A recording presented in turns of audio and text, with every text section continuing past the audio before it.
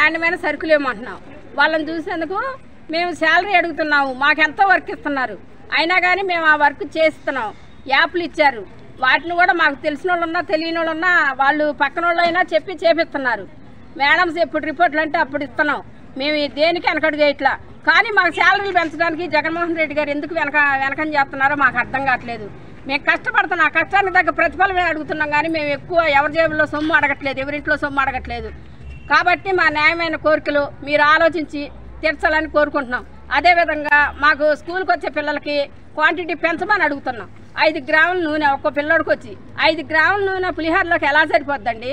5 గ్రాముల నూనె విజిట్కి వచ్చినప్పుడు ఆ నూనె లేదేంటని అడుగుతున్నారు. ఆ రోజు పప్పు వండాలి, మెనూలో పులిహోర అవన్నీ వండాలి. మేము చేసే వంటలు అన్నీ బాగుండబట్టే కదా ఏరియాలో జనం కూడా వచ్చి బాగా అంగన్వాడీ చేస్తున్నారని చెబుతున్నారు. మా పనితనం మీరు ఎన్నోసార్లు ఎంక్వైరీ చేశారు, దానిలో కూడా మేము బాగా చేస్తున్నామని మీరు బాగా చేస్తున్నారు ఏపీలని చెప్పారు. కానీ చెప్పినంత ఇదిగా మాకు శాలరీలు పెంచట్లా. దయించి మా అందరి బాధలు అర్థం చేసుకొని మాకు శాలరీలు పెంచాలని, మా డిమాండ్లను పరిష్కరించాలని, మమ్మల్ని ఇంకా రోడ్ల మీద ఉంచొద్దని, మా డిమాండ్లు పరిశీలించి మమ్మల్ని యథావిధిగా స్కూల్లో ఉండేట్లు చేయమని మిమ్మల్ని ఆవేదనతో మిమ్మల్ని కోరుకుంటున్నాం. రాష్ట్ర వ్యాప్తంగా అంగన్వాడీలు డిసెంబర్ 12 నుంచి నిర్వాధిక సమ్మెను ప్రారంభించారు. 7వ రోజుకు చేరింది. కనీస న్యాయమైన కోరికలను అంగన్వాడీలు అడుగుతున్నారు. జీతాల పెంపు, గ్రాట్యుటీ అమలు, ఇంటేజ్లు కానీ మినీ సెంటర్స్ మెయిన్ సెంటర్స్గా మార్చడం కానీ, అదేవిధంగా ఇప్పటికే అంగన్వాడీలు చాలా సంవత్సరాల నుంచి వర్క్ చేస్తున్నారు.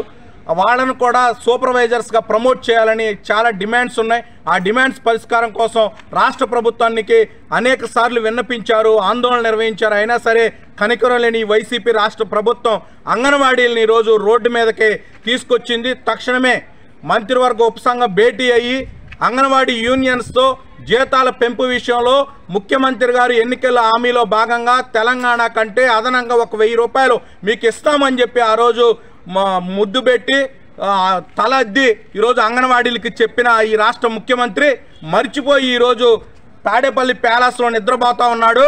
ఎప్పటికైనా లేకపోతే అమరావతిని ముట్టడిస్తాం. ఈ రాష్ట్ర ముఖ్యమంత్రి తక్షణమే మేల్కోవాలి. వై నీడ్ 70, 175 అంటున్నారు.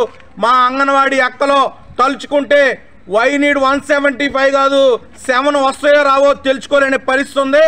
కాబట్టి తక్షణమే అంగన్వాడీ సమస్యల్ని పరిష్కరించాలి.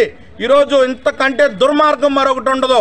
అంగన్వాడీ సెంటర్స్ని తాళాలు పగలగొట్టడం, ప్రభుత్వ అధికారులే తాళాలు పగలగొట్టడం అంటే దుర్మార్గపు పాలనకే ఇదే ఒక నిదర్శనం అని తెలియజేస్తా ఉన్నాం. ఓ పక్క విద్యాశాఖ మంత్రి చెప్తాడు బొత్స సత్యనారాయణ, మీ తాళాలు పగలగొట్టడం మా ప్రమేయం లేదంటాడు. కానీ అధికారులే కలెక్టర్ ఆదేశాలతో పగలగొడుతున్నారు. తక్షణమే దాన్ని విరమించుకోవాలని చెప్పేసి పగలగొట్టిన వారి మీద కేసు నమోదు చేయాలని చెప్పి అంగన్వాడీల న్యాయమైన డిమాండ్ పరిష్కరించాలని చెప్పి సిఐటిగా విజ్ఞప్తి చేస్తున్నాం.